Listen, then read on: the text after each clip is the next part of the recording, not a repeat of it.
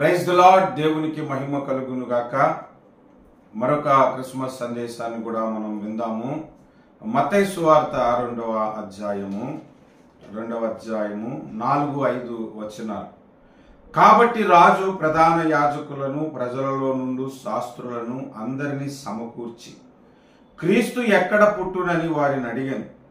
అందుకు వారు యోదయ బెత్లెహేములోనే ఏలయనగా, యోదయ దేశపు బెత్లెహేమ, నీవు యూదా ప్రధానులలో ఎంత మాత్రమును అల్పమైన దానవు కావు.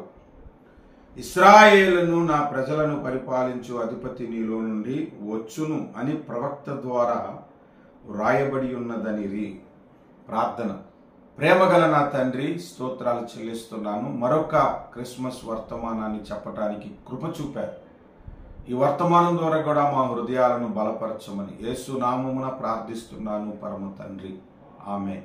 ఇక్కడ సందర్భం మనకు తెలుసు. జ్ఞానులు తూర్పు దిక్కున నక్షత్రమును చూసి యేసు ప్రభుని ఆరాధించటానికి వచ్చారు. ఆ విషయం ఏ రోజుకు తెలిసింది. వారు తిన్నగా రాజు దర్బారుకే వచ్చి యూదుల రాజుగా పుట్టినవాడు ఎక్కడా అని అడిగారు. దానిని బట్టి యెరూషలేము అంతా కలవరము చెందింది. ఏ రోజు రాజు కలవరపడ్డాడు. ఆ క్రీస్తుని చంపాలని ఉద్దేశముతో, కపటముతో, క్రీస్తు నిజంగా పుడతాడా లేడా అనే విషయాన్ని తెలుసుకోవటానికి వాక్యం ఏం చెబుతుంది, లేఖనం ఏం చెబుతుందో తెలుసుకోవటానికి యాజకులను శాస్త్రులను పిలిపించాడు. అక్కడికి యాజకులు శాస్త్రులు ఎంతమంది వచ్చారో మనకు తెలియదు. ఒక గుంపుగా వచ్చారు. మొత్తానికి వచ్చిన తర్వాత క్రీస్తు ఎక్కడ పుట్టునని వారిని అడిగాను. క్రీస్తు ఎక్కడ పుట్టునని వారిని అడిగితే యోదయ బెత్లెహేములోనే, ఈ దేశంలోనే పుడతాడు, బెత్లెహేము గ్రామంలో పుడతాడు అని కూడా చెప్పేశారు. బైబిల్లో ఆ మాట ఎక్కడ రాయబడి ఉందో ప్రవక్త ద్వారా, అంటే మీకా గ్రంథము 5వ అధ్యాయం 2వ వచనంలో రాయబడింది. ఆ గ్రంథాన్ని చదివారు కూడా. రాయబడి ఉన్నదని తెలియజేశారు. ఇక్కడ నా పాయింట్ ఏంటంటే, క్రీస్తు ఎక్కడ పుట్టునో తెలుసు, ఏ దేశంలో పుట్టునో తెలుసు, ఏ గ్రామంలో పుట్టునో తెలుసు. ఆ పుట్టిన క్రీస్తు కొరకు జ్ఞానులు వెళ్ళి ఆరాధించారు. వేరే దేశం నుండి వచ్చి గొల్లలు పోయి ఆరాధన చేశారు, దేవదూతలు ఆరాధన చేశారు, ఆయనను కలుసుకున్నారు, స్తుతించారు, గణపరిచారు. కానీ లేఖనాల్లో రాయబడి ఉన్న సంగతి వీళ్ళు ఎరిగి ఈ ప్రధాన యాజకులను శాస్త్రులు అంటే లేఖనాలను రాసేవారు, పదే రాసేవారు. మీకు విషయం తెలుసా? చదివేదానికంటే కూడా రాస్తే ఎక్కువగా గుర్తుంటుంది. మా చిన్నప్పుడు చదువుకునేటప్పుడు మా మాస్టర్ చెప్పేవారు, మీకు గుర్తుండాలని అంటే ఏదైనా సరే మీరు ఏదైతే చదువుతున్నారో అది ఒక పేపర్ మీద రాయండి, ఇప్పుడు ఎక్కువగా గుర్తుంటుందని చెప్పేవారు. వీళ్ళు రాస్తున్నారని అంటే వీళ్ళకి ఇంకా ఎక్కువగా వాక్యము గుర్తుంటుంది, వాక్యం పట్ల అవగాహన ఉంటుంది. అలాంటి వీళ్లకు క్రీస్తుని ఆరాధించాలన్న జ్ఞానము లేదంటే, ఆ క్రీస్తు దగ్గరికి వెళ్ళాలి, మన రక్షకుడు పుట్టాడన్న జ్ఞానము లేదంటే వీళ్ళకి. రోజు వాక్యము చదువుతున్న వాక్యములోని సత్యాన్ని తెలుసుకోలేకపోతున్నారేంటి ఈ శాస్త్రులు, ఈ ప్రధాన యాజకులు? వారికి ఎటువంటి అంధకారం ఉన్నదో గతంలో నేను వాక్య పరిచయం చేసినప్పుడు చెప్పాను. దుష్టుడు వారికి అంధకారమును కలుగు చేశాడు. వాక్యమును లోని సత్యాన్ని, ప్రవచనాల్లో ఉన్న సత్యాన్ని చూడని కన్నులు వారికి ఉన్నాయి. వారి కళ్ళు తెరవబడలేదు, వారి మనోనేత్రములు వెలిగింపబడలేదు. కాబట్టి వాళ్ళు అర్థం చేసుకోలేకపోయారు క్రీస్తు జన్మమును, అంటే యేసు మొదటి రాకడను అని నేను తెలియజేశాను. ఇక్కడే నేను ఒక విషయాన్ని చెబుతున్నాను. ఈనాడు క్రీస్తుని ఎరిగిన క్రైస్తవులు ఎందరో, దేవుని వాక్యమును ఎరిగిన ప్రజలు ఎందరో, బైబిల్ కలిగి ఉన్న ప్రజలు ఎందరో యేసు రెండవ రాకడను కూడా ఈ ప్రధాన యాజకులు శాస్త్రులాగే ఎరుగకుందురు. కారణం ఏంటంటే వీళ్ళ చేతుల్లో కూడా బైబిల్ ఉంది, కానీ యేసు ప్రభు రెండవ రాకడను గుర్తించలేదు. ఆనాడు ప్రధాన యాజకులు శాస్త్రులు యేసు మొదటి రాకడను గుర్తించలేనట్లుగా చాలా మంది క్రైస్తవులు యేసు రెండవ రాకడను గుర్తించలేని స్థితిలో ఉంటారు.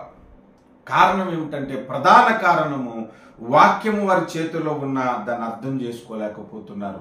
సత్యవాక్యము వారు గ్రహించలేకపోతున్నారు. యేసు ప్రభు తన రెండవ రాకడను గురించి చాలా క్లియర్గా చెప్పాడు. మత్తయి సువార్త 24వ అధ్యాయంలో శిష్యులు అడిగారు, ప్రభువా నీ రాకడకు సూచనలు ఏమిటి అని అడిగారంట. 24వ అధ్యాయం 3వ వచనం, ఆయన ఒలీవల కొండ మీద కూర్చుండి ఉన్నప్పుడు శిష్యులు ఆయన యొద్దకు ఏకాంతముగా వచ్చి, ఇవి ఎప్పుడు జరుగును? నీ రాకడకు ఈ యుగ సమాప్తికి సూచనలేవి? మాతో చెప్పుమనగా యేసు వారితో ఇట్లనెను, ఎవడును మిమ్మును మోసపరచకుండా చూచుకొనుడి. అంటే యేసు రాకడకు మునుపు చాలా మంది క్రీస్తులు వస్తారు కాబట్టి ముందు ఆ విషయంలో మోసపోకండి అని అక్కడి నుంచి ప్రారంభించాడు. ఇక అధ్యాయం అంతా ఆయన రాకడను గుర్తించటానికి చెప్పబడిన సంగతులే, ఆయన రాకడను గ్రహించటానికి తెలియజేసిన సంగతులే. అయినా చాలా మంది యేసు రాకడను గుర్తించలేదు. కారణం ఏమిటో చిన్న వివరణ ఇచ్చి నేను ముగించేస్తాను. మీరు చూడండి, ప్రకటన గ్రంథము 16వ అధ్యాయము 16వ వచనంలో, ఇదిగో నేను దొంగ వలె వచ్చుచున్నాను అన్నాడు ప్రభు అంట దొంగ వలె వస్తున్నాడంట. దొంగ చెప్పి రాడు కదా, దొంగతనం అయిపోయి నష్టపోయిన తర్వాత తెలుస్తుంది వచ్చాడు వెళ్ళిపోయాడని. అలాగే ఆయన రాకడ ఎప్పుడు వస్తుందో మనకు తెలియదు, దాని గురించి మనకు వద్దు అని చెప్పే దొంగ బోధకులు తయారయ్యారు. వీళ్ళు వాక్యము అదే చదివిస్తారు. ప్రకటన 16:16లో దొంగలా వస్తానన్నాడు కదా అని. నిజమే, దొంగలా వస్తానన్నాడు, కానీ దొంగ కాదు ఆయన. దొంగలాగా వస్తానన్న ఆ ప్రకటన గ్రంథములోనే దొంగలాగా రాడు అని కూడా రాయబడి ఉంది. మరి ఆ మాట కూడా చూడండి. ప్రకటన గ్రంథము 3వ అధ్యాయము 3వ వచనము, నీవేలాగు ఉపదేశము పొందితవో ఎలాగూ వింటివో జ్ఞాపకము చేసుకొని దానిని గైకొనుచు మారు మనసు పొందుము. నీవు జాగరూకుడవై ఉండని ఎడల నేను దొంగవలే వచ్చేదను అన్నాడు. ఏ గడియను నీ మీదకి వచ్చేదను నీకు తెలియనే తెలియదు అన్నాడు. ఇక్కడ దొంగలాగా వస్తానన్నాడా? జాగరూకుడవై ఉండని ఎడల నేను దొంగవలే వచ్చేదను అన్నాడు. అంటే జాగ్రత్త కలిగి ఉంటే రాడంట. మరి ఏ విషయంలో జాగ్రత్త పడాలని చెబుతున్నాడు? అదే వచనంలో, నీవెలాగు ఉపదేశము పొందితవో ఎలాగు వింటివో జ్ఞాపకమును చేసుకో. ఒకసారి సత్యబోధను కరెక్ట్గా విన్నప్పుడు అది మర్చిపోకూడదు, అందులోంచి తొలగిపోకూడదు. జ్ఞాపకమును చేసుకో. జ్ఞాపకమును చేసుకుని ఆ సత్యవాక్యము పట్ల నీకు అవగాహన లేక నువ్వు తొలగిపోతే, జాగ్రత్త కలిగిన వాడుగా ఉండకపోతే యేసు రాకడ నీకు దొంగలాగే జరుగుతుంది.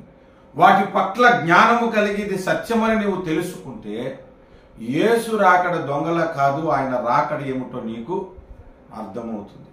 మరొక మాట కూడా జ్ఞాపకం చేసుకుందాం. దెస్సలోనీలకు రాసిన మొదటి పత్రిక 5వ అధ్యాయము 4వ వచనము, సహోదరులారా, ఆ దినము దొంగ వలె మీ మీదకు వచ్చుటకు మీరు చీకటిలో ఉన్నవారు కారు అన్నాడు. అంటే చీకటిలో ఉన్నవారికి దొంగలాగా వస్తాడు, వెలుగులో ఉన్నవారికి దొంగలాగా రాడని అర్థం. అంటే యేసు ప్రభు యొక్క రాకడను గుర్తించటానికి దేవుడు ప్రకటన గ్రంథాన్ని రాయించాడు, పాత నిబంధనలు దానియేలు గ్రంథాన్ని రాయించాడు, ఇంకా యెహెజ్కేలు గ్రంథము, మత్తయి సువార్తలోను ఆయా చోట్ల యేసు రాకడను గుర్తించే సందర్భాలు ఉన్నప్పటికీ ఈనాడు క్రైస్తవ సమాజంలో వాటి మీద బోధపోయి స్వస్థతల మీద, అద్భుతాల మీద, మరికొందరు ధనము మీద, ప్రాస్పరిటీ గాస్పెల్ అని చెప్పుకుంటూ ఇంకా రకరకాల బోధల మీద డిబేట్లను పెట్టుకుంటూ సత్యవాక్యాన్ని పక్కన పెట్టేసి, ఆనాడు ప్రధాన యాజకులు, శాస్త్రులు ఎలాగైతే వాక్యం పట్ల అంధకారం కలిగి ఉండి యేసు మొదటి రాకడను గుర్తించలేకపోయారో, రెండవ రాకడను కూడా గుర్తించలేని స్థితిలోనికి ఈనాడు కూడా కొంతమంది ఆత్మ సంబంధమైన యాజకులు, వాక్యం ఎరిగి ఉన్నాననే భ్రమలో ఉన్నటువంటి ఆత్మ సంబంధమైన శాస్త్రులు ఆ రెండవ రాకడను మిస్ అవుతారు. జాగ్రత్తగా ఈ వాక్యం పట్ల మనం జ్ఞానం కలిగి ఉందాం. దేవుడు ఈ వాక్యము ద్వారా మనలను హెచ్చరిస్తున్నాడు. ఈ క్రిస్మస్ సీజన్లో మనం జరుపుకుంటున్న ఈ క్రిస్మస్ మనకి ఏం నేర్పుతుందో తెలుసా? ఆయన మొదటి రాకడనే కాదు, మరలా రెండోసారి రాబోతున్నాడన్న సంగతిని కూడా గుర్తు చేస్తున్నాడు. ఆయన మొదటి రాకడను గుర్తించలేని అంధ భక్తులు ఎంతమంది ఉన్నారో, ఆయన మొదటి రాకడను గ్రహించలేని ప్రధాన యాజకులు, శాస్త్రులు ఎలాగైతే ఉన్నారో, ఆ రెండవ రాకడను కూడా గుర్తించని క్రైస్తవ సమాజం ఉంటుంది. కనుక జాగ్రత్త కలిగి ఉందాం. మన మనోనేత్రాలను వెలిగించు ప్రభువా, నీ రాకడను గుర్తించగలిగిన జ్ఞానము నాకు దయచేయి ప్రభువా అని ప్రార్థన చేసుకుందాం. ఎవ్రీ క్రిస్మస్కి ప్రభువా నీ రెండవ రాకడ నాకు జ్ఞాపకం చేస్తూనే ఉన్నాం కనుక ఆ రాకడను నేను మిస్ అవ్వకుండా నాకు సహాయం చేయని ప్రార్థించుకుంటాను. మనము కూడా ప్రార్థించుకోవాలి, లేఖనాలను పరిశోధించాలి, సత్యాన్ని చూడాలి. ఆనాడు అంధ భక్తులలాగా మనం ఉండకూడదు. యేసు ప్రభు మత్తయి సువార్త 23వ అధ్యాయంలో అన్నాడు, అందులైన శాస్త్రులారా అని పిలిచారు. నిజంగానే వాళ్ళు శాస్త్రాలు ఎరిగారే కానీ వాళ్ళకి నిజంగా అందం ఉన్నది, కంటి చూపు లేదు, వారికి ఆత్మనేత్రాలు వెలిగింపబడలేదు కనుక చూడలేకపోతున్నారంట. 23వ వచనము 23వ అధ్యాయము 23వ వచనం మత్తయి సువార్త. అయ్యో వేషధారులైన శాస్త్రులారా, పరిసయ్యులారా అని అంటున్నాడు. 35వ వచనంలో కూడా అయ్యో వేషధారులైన శాస్త్రులారా, పరిసయ్యులారా అంటున్నాడు. 27వ వచనంలో కూడా అయ్యో వేషధారులైన శాస్త్రులారా, పరిసయ్యులారా అంటున్నాడు. 15, 16 వచనాల్లో కూడా మనం చూస్తే అయ్యో అందులైన మార్గదర్శకులారా అన్నాడు. వాళ్ళు మార్గదర్శకులు కానీ వాళ్ళకే చూపు లేదు. ఏ చూపు లేదు అని అంటే బాహ్యనేత్రాలు బాగానే ఉన్నాయి, వాక్యములోని సంగతులు చూసే కన్నులు లేవు. అందుకనే వాళ్ళు మొదటి రాకడను గుర్తించలేకపోయారు. ఈనాడు క్రైస్తవులలో కూడా చాలా మంది సేవకులు, చాలా మంది సంఘ పెద్దలు, చాలా మంది విశ్వాసులు యేసు రెండవ రాకడను గుర్తించలేని స్థితిలోనికి వెళ్ళిపోతారు. కనుక లేఖనాలను పరిశోధించి ఆ లేఖనాలలో ఉన్న వెలుగుని చూచున్నట్లుగా మన మనోనేత్రాలను వెలిగించాలి. ఈ మనోనేత్రాలకు అంధత్వమును కలుగజేసే దుష్టుడున్నాడు కనుక మీరు ప్రార్థన చేసి నా కళ్ళు తెరువుము ప్రభువా, దావీదు కుమారుడా నా కళ్ళు తెరువుము, నన్ను ముట్టుము అని ప్రార్థన చేసుకోవాలి. ఆయన గుడ్డివారికి చూపునిచ్చుటకు వచ్చానంటే బాహ్య నేత్రాలకు ఉన్న గుడ్డితనమును గుర్చే కాదని చెప్పింది. ఎంతో మందికి సత్యం ఎరుగక ఉన్నారు, వాక్యం ఎరుగక ఉన్న గుడ్డివారు ఉన్నారు. వాళ్ళందరికీ స్వస్థపరచటానికే వచ్చాడు ఆయన. అందుకే మోకరించి ప్రభువా వాక్యములోని సంగతులు చూడని గుడ్డివాడను నా కన్నులు తెరువుము దావీదు కుమారుడా అని ప్రార్థన చేసుకోవాలి. ఈ క్రిస్మస్ సందర్భముగా మీకు తెలియజేస్తుంది ఏంటంటే వాక్యము విషయములో అందులై ఉండకండి. ఆనాడు శాస్త్రులు, ప్రధాన యాజకులు అందులై ఉండటం వలన క్రీస్తు మొదటి రాకడను గుర్తించక ఆయనను తృణీకరించాడు. ఆయన తన స్వకీయుల దగ్గరకు వస్తే ఆయనను తృణీకరించేశాడు. అలాంటి స్థితి మనం తెచ్చుకోవద్దు. యేసు ప్రభు రెండో రాకడను గుర్తించే నేత్రాలు కలిగి మనము ఉందాము. దేవుడి వర్తమానము దీవించి ఆశీర్వదించును గాక. ఆమేన్.